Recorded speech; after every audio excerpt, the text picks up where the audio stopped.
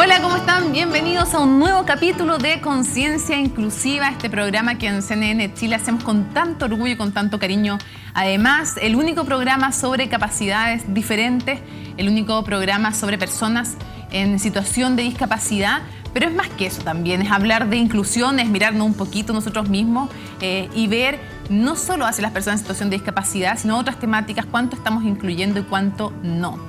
Tenemos un panel de lujo para el tema de hoy. El tema de hoy es la parálisis cerebral. ¿Saben ustedes qué es? A mí me da muchas ganas de aprender la verdad, de qué sirven las terapias, qué terapias se pueden hacer, ¿hay cobertura o no para estos temas? ¿Quiénes han hecho algo por ayudar a las personas en situación de discapacidad, específicamente con parálisis cerebral? Bueno, hoy día tenemos un panel de lujo, como siempre, aquí en Conciencia Inclusiva. Y vamos a hablar entonces, primero quiero presentar a la Carola Marro. Muchas gracias por estar con nosotros. La Carola para mí es algo muy especial.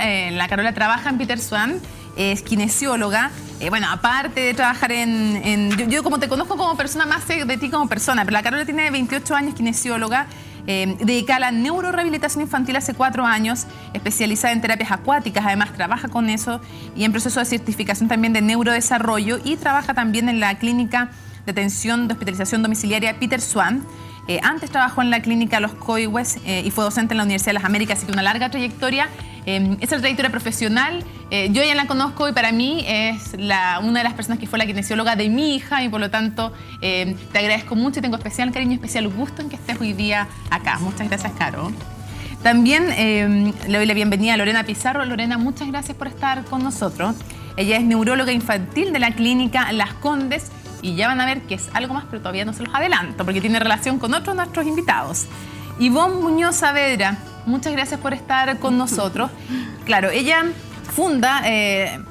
crea la Fundación Artesanos de la Vida, pero es además la mamá de Emerson, un chico de 33 años con parálisis cerebral. Más de su historia nos va a contar ella misma, pero aparte de ser mamá, es alguien que se ha hecho cargo de esta temática y que está luchando también por las personas con parálisis cerebral. Y tenemos también a Pablo Somariva.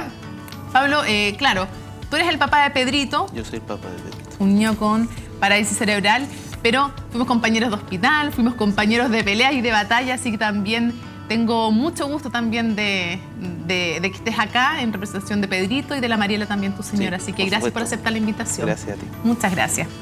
Dicho esto, quiero preguntarle primero a Lorena. Lorena, si tuviéramos que hacer una definición fácil para que la gente sepa en sus casas, ¿qué es la parálisis cerebral?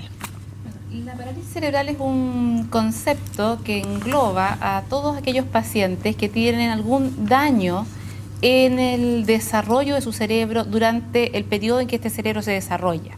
Vale decir, en alguna etapa del periodo prenatal, perinatal o postnatal hasta alrededor de los 18 años, cualquier daño que se produzca del sistema nervioso central o periférico va a terminar determinando probablemente una, entre comillas, parálisis cerebral. La idea de la parálisis cerebral a uno le hace pensar en como que el cerebro se paralizó y que nunca más va a ocurrir nada o que nunca más van a haber avance.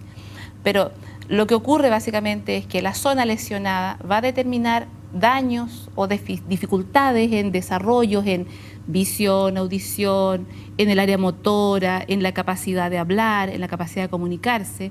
Y esto es variable dependiendo qué tipo de daño se produjo, en qué momento, cuánto duró este daño. Doctora, quiero preguntarte después, Caro, un poco los efectos que tú ves como terapeuta de alguien con parálisis cerebral. Pero antes a la doctora, ¿cómo se puede producir una parálisis cerebral? ¿Cuáles son las formas? Porque yo sé que hay desde accidentes hasta temas con oxígeno. ¿Cuáles son las formas en que se puede producir una parálisis cerebral? Como el cerebro se desarrolla durante este largo periodo, en cualquiera de esas etapas puede producirse este daño. En la etapa, por ejemplo, prenatal, durante el embarazo. Antes del embarazo, por ejemplo, la ausencia de algunas vitaminas en la madre, la ausencia de vitamina B12, la ausencia de ácido fólico u otro tipo de deficiencias nutricionales pueden condicionar que durante la gestación o bien durante el embarazo se produzcan alteraciones en el desarrollo del sistema nervioso. Ese daño que se produce en el desarrollo del sistema nervioso va a traducirse en una deficiencia al momento del nacimiento. ¿Ya? Puede ocurrir una infección, por ejemplo, durante el periodo de la gestación o del embarazo, o puede producirse el consumo de alguna sustancia tóxica, como por ejemplo el alcohol, ¿ya? Que es muy frecuente y que es una de las causas prevenibles de parálisis cerebral, o el consumo de tabaco, que que también puede producir daño en el feto y va a condicionar una parálisis cerebral, o el consumo de sustancias como la cocaína, por ejemplo, y otras drogas. Cualquiera de esas alteraciones va a producir una parálisis, pero también embarazos normales o de personas que no tienen estos factores de riesgo, por ejemplo, si tienen un embarazo prematuro o un embarazo múltiple, ya con 2 o más gestaciones, van a tener una probabilidad mayor de tener un daño. Y doctora, ¿y en cuanto a accidentes u otros eventos que pueden provocar parálisis cerebral? Aproximadamente el 20-30% de las parálisis cerebrales son de tipo adquirido postnatal. ¿Ya? Y en ese tipo de afecciones, obviamente, una es la relacionada a las asfixias o las hipoxias perinatales, y posteriormente, como en el caso de Pedrito, una asfixia por inmersión, por ejemplo. En las piscinas, para en las piscinas, exactamente, las caídas a la piscina, o en un tambor con agua, agua, en una tina de sí. baño, o en el baño, en el excusado, incluso un niño que cae de cabeza, que tiene 1 año y medio, 2 años, perfectamente se puede ahogar. Un accidente automovilístico, una infección, una meningitis, una encefalitis, cualquier cosa. Hay muchas fuentes. Muchas causas. Dicho esto, Caro, ¿qué efectos ve en concreto uno en alguien que tiene parálisis cerebral? ¿Qué funciones ve afectadas? A ver, según el daño que el paciente tiene, que el chico tiene, nosotros podemos determinar y clasificar esta parálisis cerebral. ¿Ya? Hay distintas formas de clasificarla. Primero, cómo afecta al tono muscular, ¿ya? El trastorno motor, como se ve, y en eso dividimos la parálisis cerebral de tipo espástica, las parálisis cerebrales de tipo... Espásticos cuando están como duros, ¿no? Claro, la espasticidad se define la podemos explicar para que la gente lo entienda, la incapacidad de que un músculo se relaje mientras el otro se mueve. Perfecto. ¿Ya? Por lo tanto, cuando yo voy a intentar hacer un movimiento, hay otro que me está restringiendo. Okay. Ese es ¿ya? un tipo. ¿Qué Ese es un tipo. Tenemos la táxica, ¿ya? Que es, según lo que se ha visto, es una principalmente de las parálisis que se relaciona con los periodos perinatales, ¿ya? Cuando el daño es perinatal. Luego tenemos las otras que son lesiones principalmente extrapiramidales, que son las coratetóxicas, ese tipo de parálisis cerebral. Son las que se dan en mayor grado. La espástica es la que se da más. Y luego de eso tenemos una clasificación en la cual nosotros determinamos qué zonas del cuerpo son las que están más afectadas. Y ahí definimos, por ejemplo, la tetraparesia, que es una lesión que se relaciona principalmente que están las 4 extremidades afectadas, ¿ya? Y que esa sería una de las formas más severas, ¿ya? Luego tenemos la diplegia, que tiene relación con que están más afectadas las extremidades inferiores del paciente. La hemipléjica, que es un hemicuerpo, ¿ya? Hay otras que pueden ser mixtas, pero esas son las principales. Y la tetraparesia, más agregarle, entre comillas, el apellido espástico, es la forma más severa en la que nosotros podemos... Hay problemas de movimiento, de tono muscular, de audición, como decía la doctora, de visión. Quiero que, ya que tenemos el marco de qué es la parálisis cerebral y cómo se produce, cuáles son los orígenes, quiero que conversemos un poco contigo, Pablo. Yo sé, Pedrito, que bueno, es un chico increíble y es un chico que no es de las personas que nacieron o que tuvieron en el embarazo parálisis cerebral. Quiero que nos cuentes un poco cómo se produce. Pero ¿sabes qué? Te digo una cosa. Creo que hay alguien por ahí que nos contó un poco más de Pedrito. Veamos me tinca que tú sabes. Veamos a la Mariela, además. La mamá de Pedrito, además, es una gran compañera de batallas. Es alguien que estaba viviendo momentos muy duros, como ustedes van a ver, y era capaz de tender la mano a otros que estamos pasando también por momentos complicados. Veamos lo de Mariela.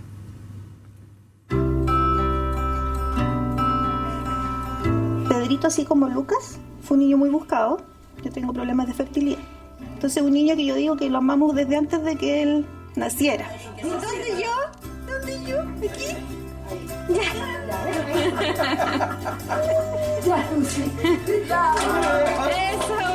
Lo empezamos a mandar un ratito al jardín para que tuviera interacción con otros niños, que era lo que más le costaba, y por ver si por ahí se desarrollaba el lenguaje. Y en enero venía el taller de verano del jardín. Y este taller de verano incluía 2 veces a la semana una actividad en una piscina. Y a Pedrito lo dejé, y fue como a las 9 de la mañana. Como a las 10:30 de la mañana me llaman, la parvularia. Muy alterada, me dice, ocurrió algo terrible. Pedrito se cayó a la piscina. Vamos en la ambulancia rumbo al Palomqueno.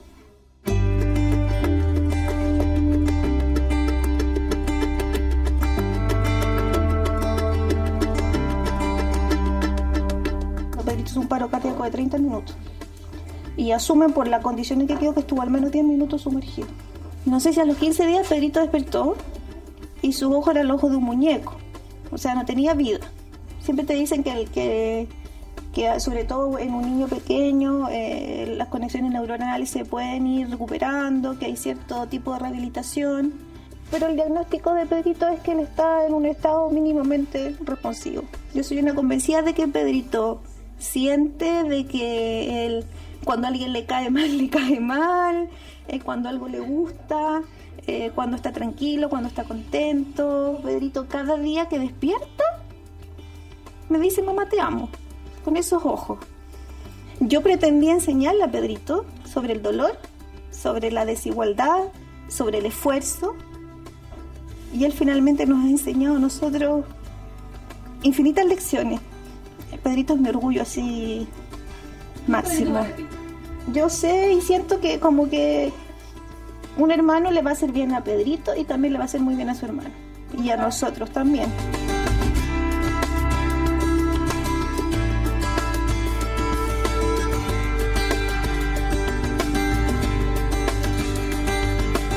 Pucha, o sea, para los dos ha sido bien duro, pero aquí estamos juntos como familia y yo creo que nos ha unido aún más,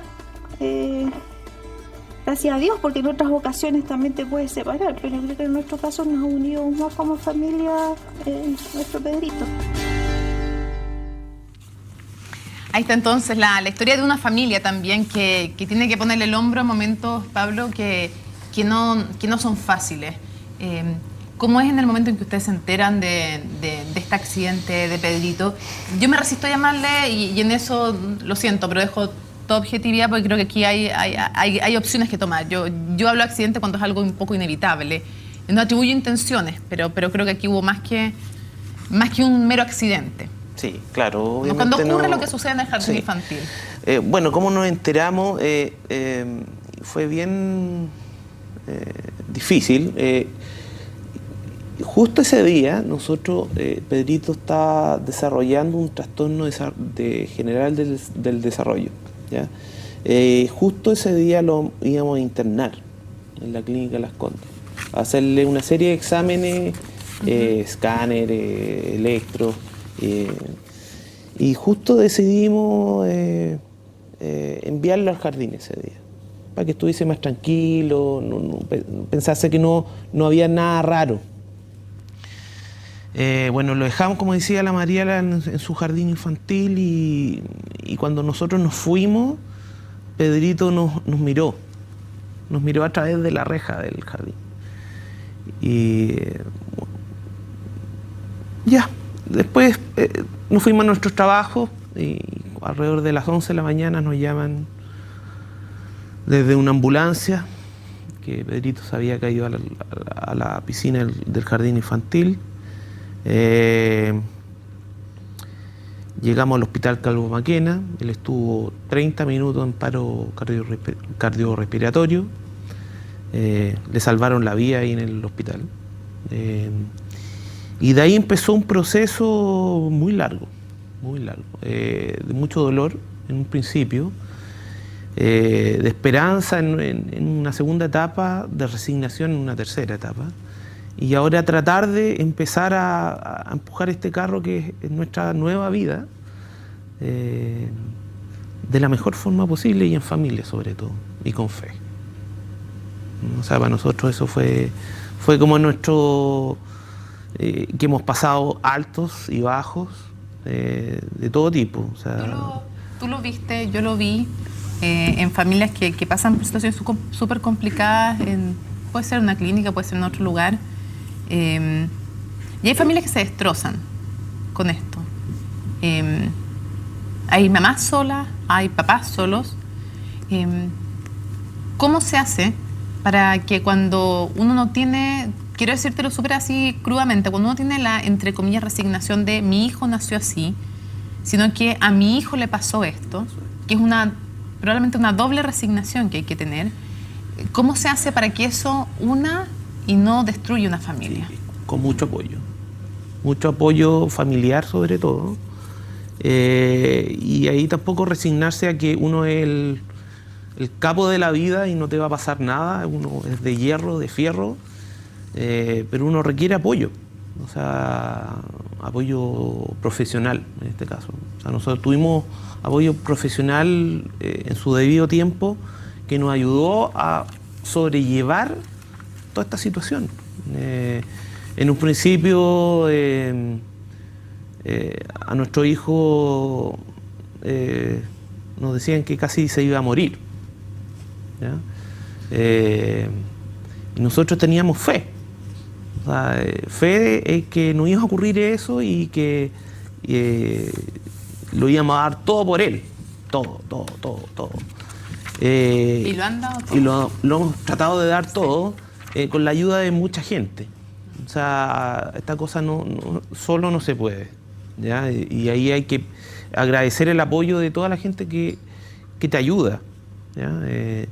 Desde la persona que hace el aseo en la clínica o en el hospital, hasta los doctores o la gente de nuestros trabajos que nos ha apoyado y nos ha dicho: ustedes recupérense, ustedes estén bien. Cuando estén bien, vuelvan al trabajo.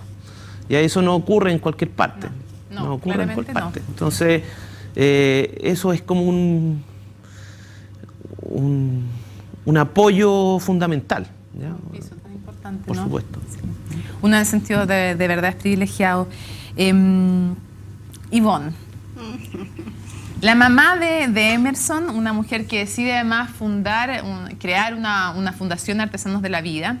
Emerson tiene 33 años. Cuéntanos un poquito, Ivonne, es tu hijo número 6, es el hijo número 6, Emerson. ¿Qué le pasó a Emerson? Cuéntanos un poquito de la historia de él. Yo la sé, pero creo que tú la compartas. Bueno, Emerson nació el 18 de febrero de 1982. Yo había planificado, porque mi esposo no quería tener 21 hijos. Entonces Él yo quería dije, tener 21. Ajá. Entonces yo dije, ¿Pero qué seis nomás? por ahí una amiga me dice, si tú te vas a una clínica, no van a pedirte la autorización de tu esposo. Y entonces, pero como no tenía plata, en realidad económicamente, nosotros éramos jovencitos, yo tenía 29 años cuando nació Emerson, entonces no sabía ni siquiera si él podía pagar una clínica.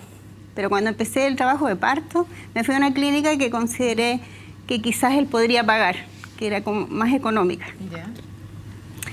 Y nació todo ok, todo bien, al parecer, no tenía nada.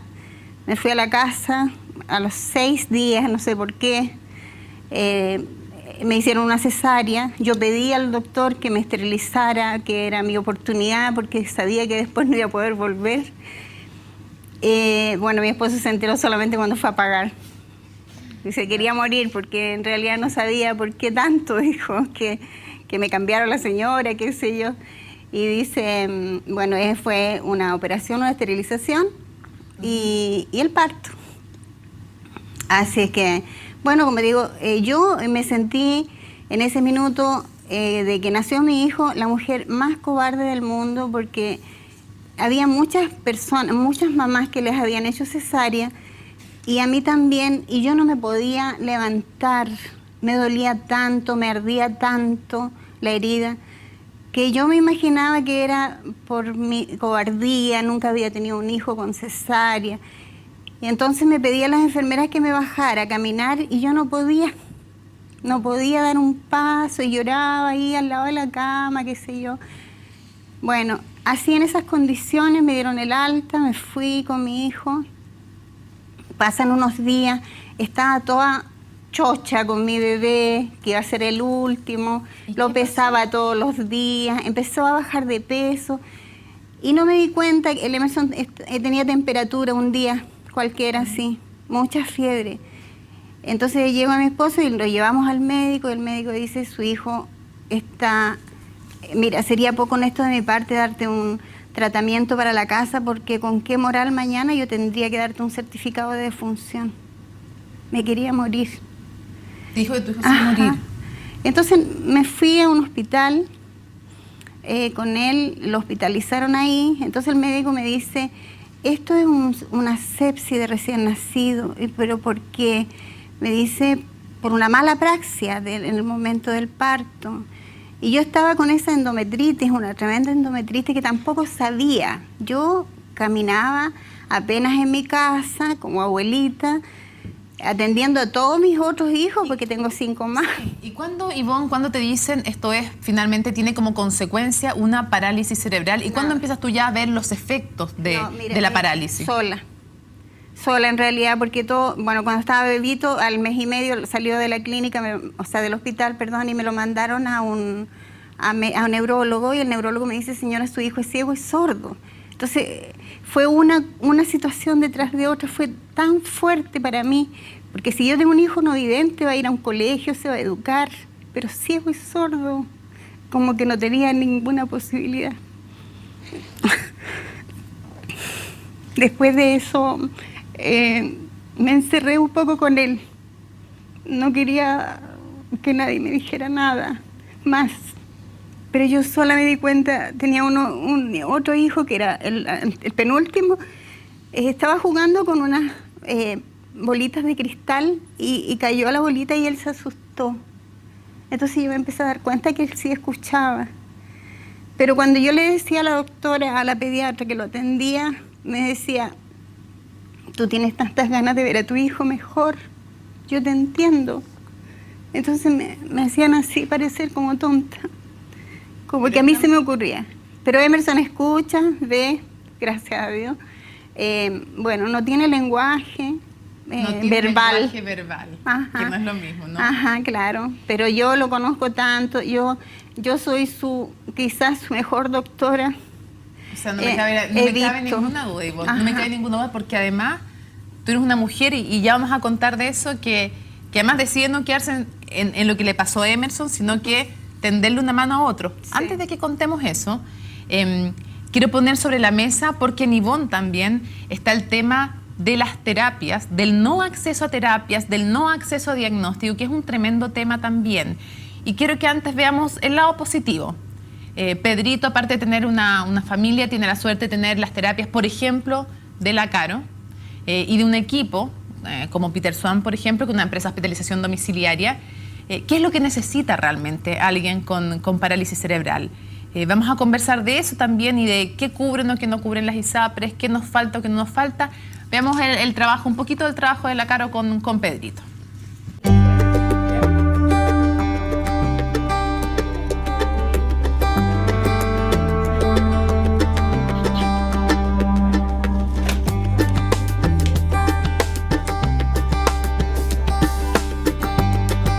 Pedrito tiene una parálisis cerebral por el evento que tuvo, una asfixia por inmersión, que lo que hace es afectar el cerebro en desarrollo. La rehabilitación como objetivo tiene entregarle una mejor calidad de vida. Por lo tanto, nosotros apuntamos que si no tuviera esta carga, él no tuviera esta carga terapéutica, que no lo podrían vestir, que no lo podrían girar, que no lo podrían sentar en la silla de ruedas, que para él todo sería más doloroso. En este caso, el pronóstico no es un buen pronóstico. O sea, también tenemos objetivos personales.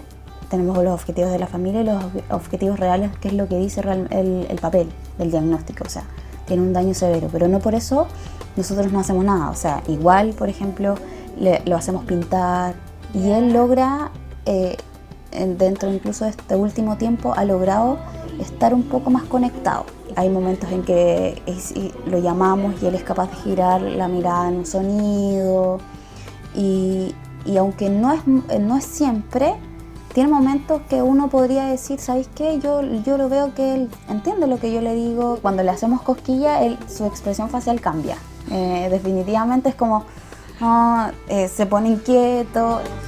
¡Súper bien! Saquemos a pasear al Tomás. Nosotros sentimos que le gusta. Hay cosas que no le gustan tanto. O sea, nosotros tenemos súper claro que lo movamos, los brazos, no, a él no le agrada porque definitivamente eso le causa molestia física. Después de que tú lo sientas y tú te das cuenta cuando lo sentamos, él inmediatamente abre unos ojos así, pero le gusta estar sentado.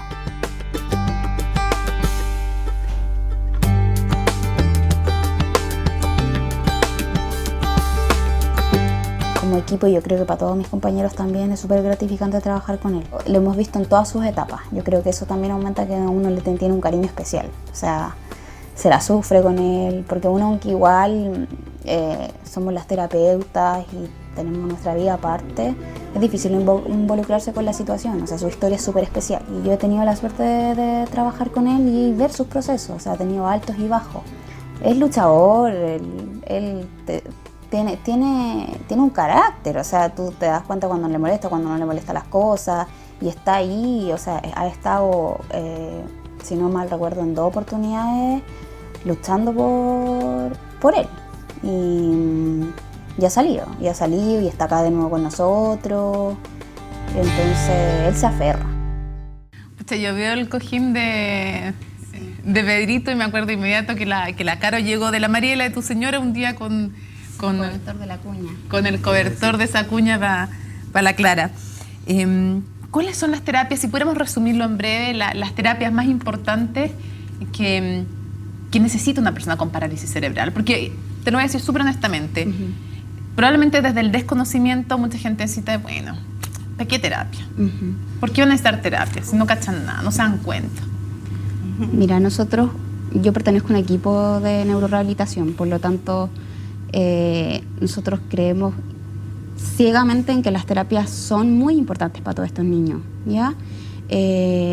Por mi parte, yo soy kinesióloga, pero trabajo con un grupo en que tenemos fonoaudiólogos, en que hay una terapeuta ocupacional y todos trabajamos en un objetivo en común. Así que yo no podría decir que una es más importante que otra. Yo siento que pero todo ese grupo es necesario. Claro, ese grupo es necesario. En una persona, si yo tengo un Pedrito, por ejemplo, sin ninguna terapia y un Pedrito con terapias, ¿cuál es la diferencia para también la calidad de vida de él?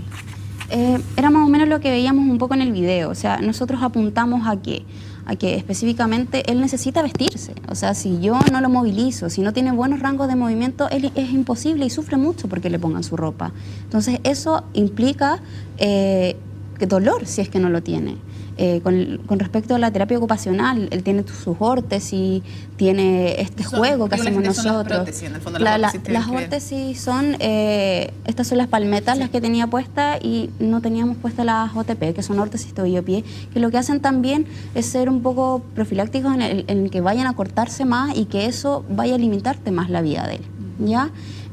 Nosotros también apuntamos a que él, en el caso de mis compañeros fonoaudiólogos, a que se trabaje un poco la deglución, que eso impide también que se tenga más neumonía en el caso de él, ya manejo mejor de la saliva, de las infecciones que trae la misma boca, ¿ya? El manejo, por ejemplo, de su conexión al medio, de darle todas las oportunidades a que él disfrute las sesiones. Con este chico hemos hecho muchas cosas muy ricas. Le damos mucha estimulación vestibular, tiene un balón gigante. Explíqueme que tiene que ver con el sistema neurológico, un columpio, claro, una colcha en movimiento, un balón en donde alguien se sienta, todo eso de sistema vestibular. Él tiene un columpio especial, que ellos también tienen una familia también súper rica, porque están siempre ahí buscando qué podemos más, qué es mejor, qué hacemos esto, hacemos lo otro. Dentro de ese tiene un columpio, en el cual también a él le gusta mucho. En el verano, en ciertas ocasiones, lo metemos a la tina dentro de su proceso de baño, jugamos con pelotas con él. Yo que igual ya me manejo un poco más en agua, tratamos de bajarle el tono muscular o las reacciones con respecto a los movimientos con el agua.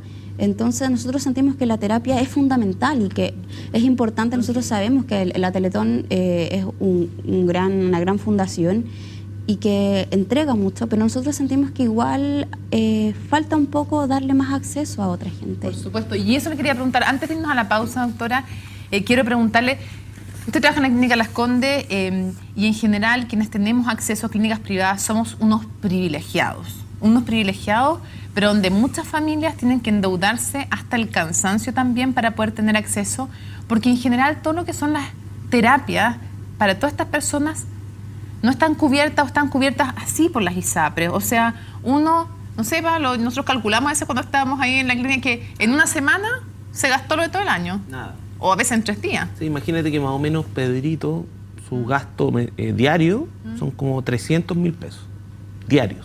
Porque tienes coberturas y seguros y todo eso. O sea, imagínate si no. O sea, 9 millones al mes. 9 millones al mes y... Después de cobertura. No, antes de cobertura. Antes de cobertura. Sí. Pero inimaginable, o sea... Imagínate una UTI, que la cama puede ser 1 millón. Sí. Doctora, ¿qué es lo que falta también en el sistema respecto de las terapias? A ver, yo creo que, antes de lo que me preguntas ahora, con respecto a lo que preguntaste antes y que te contestó Carola, yo creo que la importancia de las terapias, yo creo que en los pacientes con parálisis cerebral y en todo paciente en general, uno tiene que partir pensando en el paciente y poner sobre todo el respeto de la vida, el respeto a la forma de vida de cada uno. Porque para algunas personas, tal como dijiste tú, un paciente en condición de parálisis cerebral, una tetraparesia espástica, como está Pedrito, por ejemplo, es una vida, entre comillas, con menor valor, ¿ya? O que merece menos cosas. Pero la verdad es que eso no es así, ¿ya? Es un niño que tiene algunas condiciones conservadas y otras que están claramente en deterioro. Pero él sigue sintiendo, sigue percibiendo, ¿ya? Y necesita una serie de otras cosas que van a permitirle, tal como dices tú, no solo una mejor calidad de vida, sino que también recibir el afecto de sus padres, evitar complicaciones, por ejemplo, evitar mayores costos. Sí. O sea, el hecho de que Pedrito tenga toda esta terapia kinésica no es simplemente para que Pedrito se divierta o tenga sensaciones placenteras. Toda la terapia tiene un objetivo. La terapia fonoaudiológica, tal como decías tú, es para evitar que haga infecciones respiratorias. La terapia kinésica igual. ¿Qué es lo que falta? ¿Qué es lo que falta hoy día? Porque más allá del sistema privado, que ya tiene carencia, en el sistema público es aún más dramático. En el sistema público es bastante dramático. Es bastante dramático, pero yo te diría que hay una cosa que es incondicional a la mayoría de las familias. Cuando tú tienes un hijo sano y experimenta un desafortunado accidente y queda con un daño de este tipo, siempre hay una familia, siempre hay un grupo humano y siempre existe esta sensibilidad hacia la persona más desvalida. Y de alguna forma se hacen las terapias, en los servicios públicos, en los hospitales, tal vez con menor intensidad, con menor frecuencia, a lo mejor no todo lo que uno quisiera, pero existen algunas formas de acceder a eso. Hay centros, por ejemplo, hay hospitales de rehabilitación. El Hospital Pedro Aguirre Cerda es un hospital que tiene tecnología, yo diría, bastante de punta y de buen nivel. El problema es que no alcanza para todos. Y ahí es un hospital que está solamente en Santiago y tiene limitaciones. Es en provincia y cuando absolutamente. No hay recursos. Entonces, claro, ¿qué falta? Falta un poco de asumir que estas patologías son también una prioridad, ¿ya? Así como, por ejemplo, las patologías infrecuentes lo son. Esta es una condición tremendamente dramática. Esto es un tsunami para la vida, para la familia. Imagínate tú lo que significan costos de trabajo para el padre, la madre. ¿Quién cuida a este niño? Hay una serie de leyes que deberían hacer, así como existe la licencia para el hijo menor de 1 año, debería existir. Hay, de hecho, una ley que te permite tener algunos días de acceso cuando estos niños tienen necesidad de cuidado inmediato. Pero es una ley que tiene una limitación en cantidad de días y a la cual la mayoría de la gente no accede por desconocimiento. Les invito a todos ustedes, los invito a hacer una pausa, pero hay mucho más que conversar de lo que falta y también de lo que personas como Ivonne han decidido hacer. Y también por qué la familia de Pedro también decide iniciar otro camino, que es pedir justicia. Espérenos y regresamos.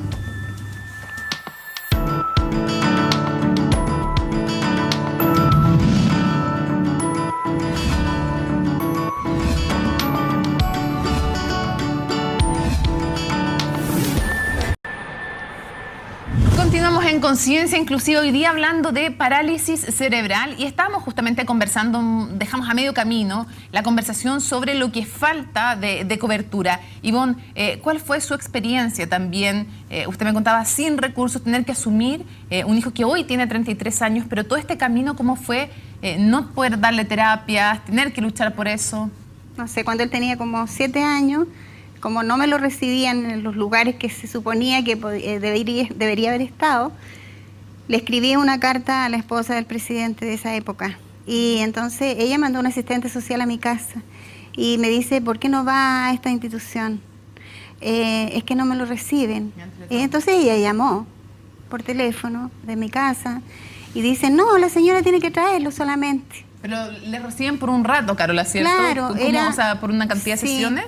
Claro, eran 10 sesiones, pero de ahí hasta el próximo año de nuevo tenía 10 sesiones. Entonces yo una vez dije eso, en alguna reunión que tuvimos los padres, de que si yo a mi hijo normal lo mando a un colegio, no puede ir 10 días o 15 días al colegio, porque ¿qué va a aprender? ¿Qué podría aprender mi hijo en ese tiempo? Si él tenía una parálisis cerebral severa, no hacía nada, no tenía control de cabeza, de tronco, de nada. Perdón, Ivonne. Carola, tú trabajas también con adultos en los COIHUES y con secuelados, que son en el fondo los que quedan con secuelas después de parálisis cerebral. ¿Qué pasa ahí con la cobertura para ellos también? Usted, doctora, tiene a su madre en su casa postrada. ¿Qué pasa con los adultos? Si ya los niños tienen la Teletón que apenas da abasto, porque apenas da abasto, ¿qué pasa con los adultos? Yo trabajé en la clínica y también se postula, ¿ya? Y la más allá de ISAPRE esa clínica, cubre. digo, ¿cómo ves la situación de los adultos con secuelas Es que de parálisis? a eso me refería, porque son pocos los lugares donde las personas pueden acceder, ¿ya? Y además de eso es limitado, como nos contaba ella, que son, porque no da bastos, por ejemplo, para una familia poder costear un tratamiento de rehabilitación. Los profesionales, nosotros obviamente cobramos por nuestro servicio y alguien tiene que cancelarlo. Y como tú comentabas, las ISAPRES siempre tienen limitaciones con respecto a la kinesiología. Son sesiones, según el plan tienen cantidades y lo que decía, o sea, son 10 sesiones, a veces los topes son 20 sesiones al año y tú 20 sesiones te las gastas en un mes, si es que enseñando un poco a la familia. ¿Y te los puedes gastar en una semana o en 2? Claro. Yo creo que en ese sentido, probablemente esto no va a ser un comentario muy inteligente, pero voy a decirlo igual. Ya. Las ISAPRES tienen un límite para cierta cantidad de sesiones. Por ejemplo, sesiones de psicología, 5 al año. Sesiones de fonoaudiología, tantas al año. Sesiones de terapia ocupacional no están cubiertas porque FONASA no cubre terapia ocupacional, por lo tanto, Educación diferencial tampoco. las ISAPRES no cubren terapia ocupacional. Por lo tanto, estos son tratamientos de altísimo costo. Para los adultos es prácticamente imposible tener una rehabilitación que les permita a un costo razonable sobrellevar sus dificultades. Y la verdad es que para la gente con recursos, que son aquellos que podrían presionar por esto, tampoco es un tema. ¿Por qué? Porque ellos tienen seguros de salud. Seguros de salud en buenas clínicas o seguros de salud complementarios. Por lo tanto, lo que no les cubre la ISAPRE, se los cubre el seguro. Por lo tanto, nadie ha hecho una lucha por pedir que las ISAPRES cubran lo que deben cubrir. Y aquellos que no tienen seguro tienen que pagar la diferencia. Y en algunos seguros no aceptan a quienes vienen de origen con ciertas patologías también. Ahí tenemos otro. Le voy a preguntar a Pablo, ustedes en todo esto decidieron iniciar también una lucha que tampoco es fácil decidir darla, de un juicio por lo que le había ocurrido a Pedrito. ¿Por qué toman esa decisión y cuál es el desenlace también de esta historia? Bueno, tomamos la decisión porque creemos que Pedrito lo necesitaba de parte nuestra. O sea, que nosotros hiciéramos esto por el daño que él sufrió. Decidimos, como alrededor de 8 meses después del accidente, hacer un juicio, una querella penal contra la dueña del jardín infantil donde ocurrió el accidente. Y ahí entramos al proceso judicial chileno, lamentablemente largo, muy largo. ¿Por qué sentían que era responsabilidad del jardín lo que había pasado? Si lo pudieras resumir. Es difícil, pero no tenían todas las condiciones de seguridad necesarias para una piscina. Para una piscina. O sea, y dentro del proceso de la investigación se llegó a esa conclusión, ¿ya? Este fue un proceso súper largo, súper desgastador, con fiscales, que nos cambiaban los fiscales cada 4 meses y teníamos que describir al nuevo fiscal todo de nuevo, hasta que finalmente llegamos a un punto donde había que tomar una decisión y el fiscal decidió formalizar a 2 personas, que era la dueña del jardín y a una educadora de párvulo que estaba a cargo. Se inició la investigación y finalmente, no a nuestro gusto,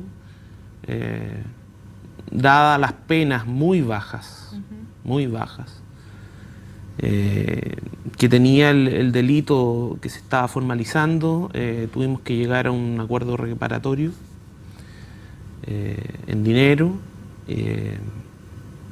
para poder cerrar este tema. ¿ya? O sea, este era un proceso que nosotros lo llevábamos ya varios años y llegó un momento decidimos ya cerremos la puerta para poder continuar, porque finalmente nos hacía daño también.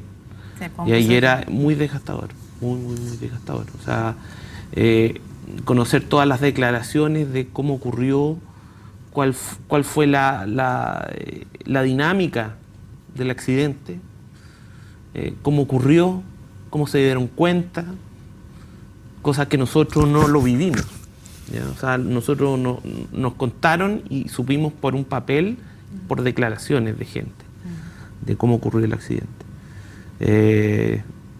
Bueno, finalmente se llegó a este acuerdo económico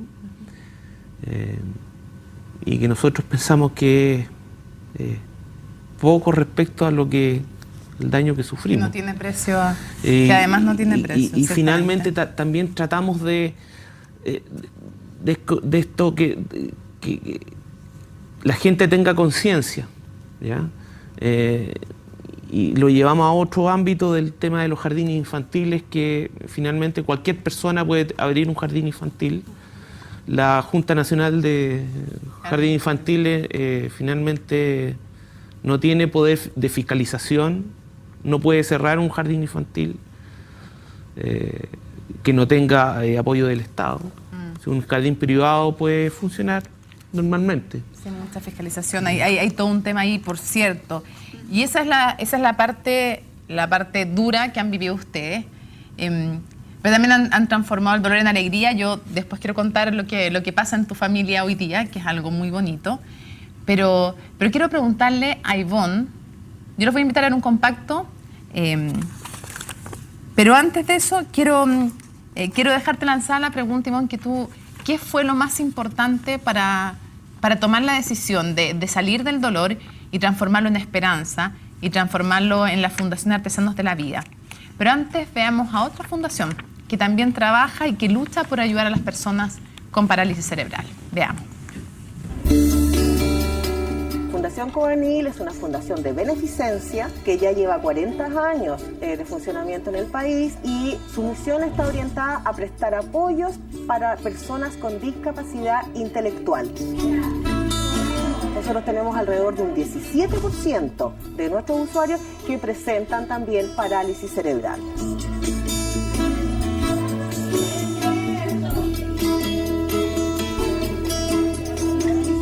La razón por la cual Fundación Coanil crea estos centros, ¿no es cierto?, estas residencias, es porque hay una presión social para poder ingresar niños que no están siendo atendidos en sus casas, que sus familias no pueden darle los apoyos que requieren y por lo tanto tienen que ser ingresados en algún sistema asistencial.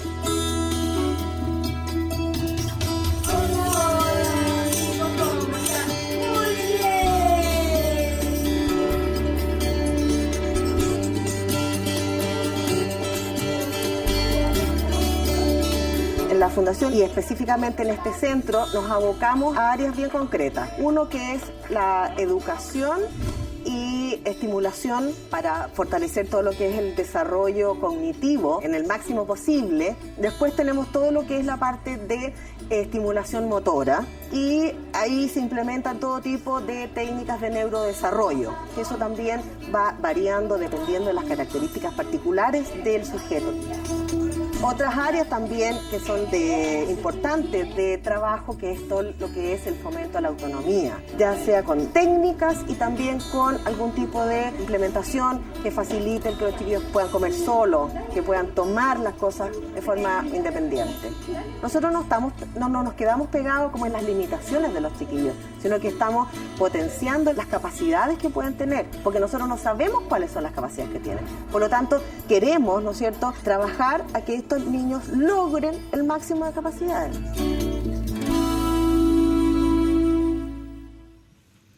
Qué bonito, Ivonne, lo que decía Carmen de Coanil, que han dado una pelea por años también. No nos quedamos pegados en las limitaciones de estas personas, tratamos de hacerlos florecer, de darles el máximo de su desarrollo.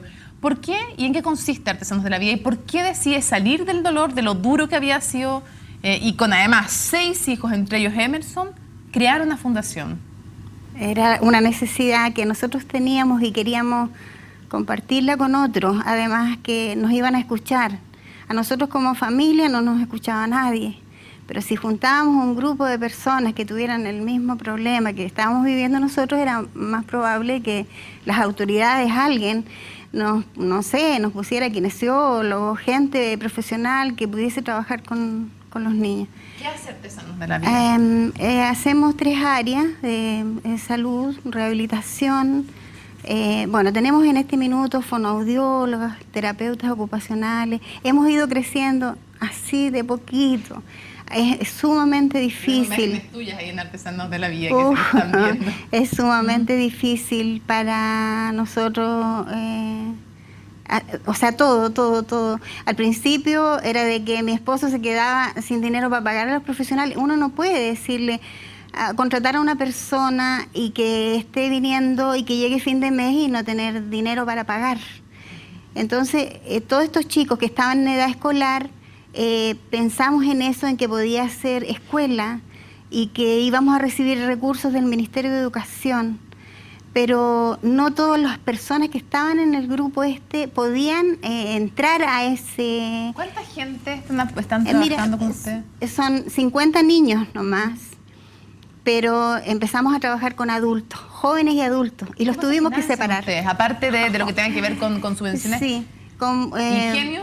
Sí. ¿Donaciones? Sí, muy poquitas, pero hemos tenido la suerte ahora, por ejemplo, de que una minera nos regalara para hacer un gimnasio, que era un sueño, porque no tenemos para los adultos, estamos trabajando con los adultos en la una minera, casa. si cuando hacen cosas buenas hay que nombrarlas. ¿Qué minera fue? Leonor. Está bueno eso. Ajá, la señora estuvo ahí, nos ha venido a visitar en 3 ocasiones, nos compró una casa primero para que trabajáramos con los adultos y pudiéramos sacar a los... ¿La minera se llama Leonor? Ajá, ya. Ajá. Y nos sacamos los adultos de la escuela, que no los podíamos tener todos juntos. Y entonces hicimos 2 jornadas de mañana y de tarde con niños y tenemos la casa esa donde estamos trabajando ahora con adultos, pero no teníamos gimnasio. Y entonces era, no sé, cayeron del cielo. Bueno, todavía no lo tenemos físicamente, no está... Ya viene. Sí, ya viene, ya sabemos que sí. Nos queda poco tiempo, quiero en un concepto breve, en un concepto simple, doctora, muy breve, pues nos quedan un par de minutos. Tengo una pequeña pregunta para cada uno de ustedes. Para usted, doctora, es ¿por qué ser neuróloga? ¿Qué sienten que está dándole a personas con parálisis cerebral cuando usted las recibe, cuando les da una mano, que es mucho más que la atención? Es ser de verdad doctor. Bueno, la verdad es que yo veo diversos tipos de pacientes, entre los cuales veo niños con parálisis cerebral. La verdad ¿Qué es siente que le entrega? Bueno, la verdad es que en la situación de Pedrito, yo conocí a Pedrito antes de que le ocurriera este evento, lo cual ha sido para mí una situación bastante atípica, porque uno recibe generalmente a los niños en el accidente y no tiene una relación previa. Pero yo conocí a Pedrito de antes, conocí a Pedrito saltando, jugando, dibujando, con un problema de lenguaje que probablemente iba a significar una serie de terapias, pero qué bueno, ocurrió lo que ocurrió. La verdad es que es una oportunidad muy gratificante de hacer algo por personas que realmente lo necesitan, y es muy gratificante para uno como persona ver también que hay posibilidad de avance, ¿ya? Que aunque haya algunas áreas de su desarrollo que están paralizadas, hay otras que sí pueden avanzar. Hay posibilidad de y avance. por supuesto, y hay que mantener un respeto por las condiciones de cada uno de los pacientes y buscar que lleguen a su mejor potencial y que tengan la mejor vida posible, no solo ellos, sino que sus padres, su familia. Caro, muy breve, si tuvieras que volver a escoger profesión, ¿volverías a escoger ser kinesióloga y trabajar con estas personas? A mí me encanta lo que hago y siempre lo digo, lo disfruto. Siento que cuando uno disfruta las cosas dejan de ser un trabajo, pasan a ser un estilo de vida. Y yo disfruto siendo kinesióloga y obviamente lo volvería a elegir. Y volvería a elegir esta área. A mí me encanta trabajar con niños y trato de entregar. Si tuvieras que definir en una frase a Pedrito, ¿cómo lo definiría? ¿Y a su familia? Ellos son un grupo de luchadores, o sea, son totales. Esa es la palabra, son luchadores todos, están siempre muy unidos, son una familia súper unida. Han salido adelante, se mantienen firmes y él es la muestra de todos ellos. O sea, tú lo ves y los ves a todos. ¿Qué es Emerson para ti.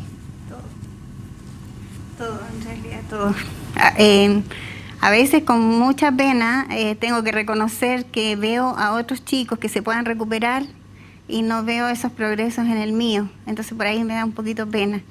Pero la verdad que él, sin hablar, sin caminar, nos estimuló a todos. Porque mi hija estudió educación especial diferencial, 2 hijos fueron a Cuba a estudiar neurorehabilitación. Entonces nos involucramos todos en el tema.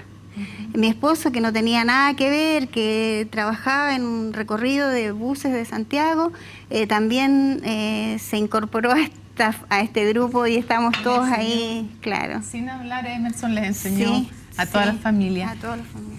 Pablo va a ser papá. Así es. Te esperamos. ¿Cómo viene esta nueva vida también a remecer de nuevo de manera positiva? Aunque cueste entenderlo, como también de manera positiva los ha removido Pedro. ¿Cómo Sí. viene este nuevo hijo O sea, también?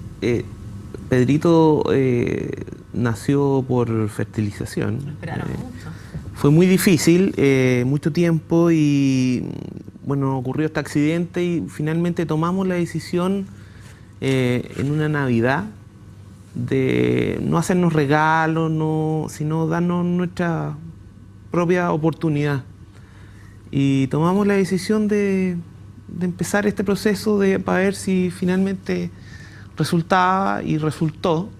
Así que estamos ansiosos y esperando que mi señora, que hasta ahora lo ha pasado un poquito mal, pero que salga todo bien y que nazca Lucas. Que nazca Lucas Emilio. Y yo creo que va a ser un revulsivo en nuestras vidas. Y yo sé que Pedrito lo siente. Yo sé que Pedrito sabe que viene un hermanito en camino. Y lo siente, y él está feliz, como estamos nosotros. ¿Qué es Pedro para ti? Pedro, como la mayoría dice, un luchador, un guerrero. O sea, el leitmotiv de nuestros despertares. Nosotros nos despertamos y vemos a Pedrito y ¡pum! Ya estamos arriba. Ya hay que seguir adelante, hay que trabajar, hay que poner el hombro.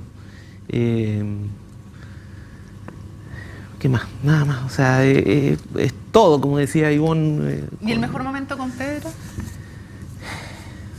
El mejor momento, salir a caminar con él.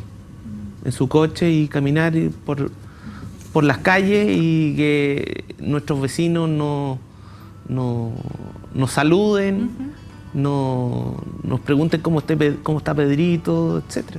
O sea, el diario vivir, y tan simple como salir a dar un paseo e ir al supermercado, por ejemplo. Se nos olvida.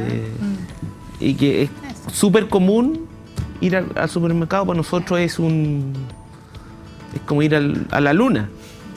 ¿Ya? Ir con Pedrito al supermercado, caminar por las calles, ir a la plaza. Para nosotros eso. Pablo, muchas gracias por haber venido.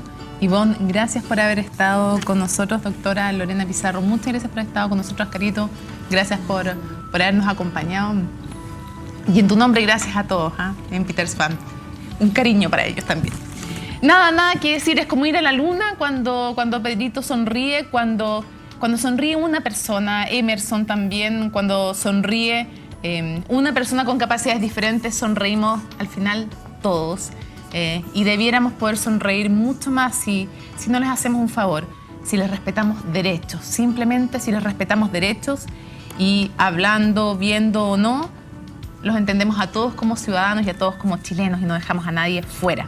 Muchísimas gracias por habernos acompañado en un nuevo capítulo de Conciencia Inclusiva, y nos vemos la próxima semana, el próximo viernes.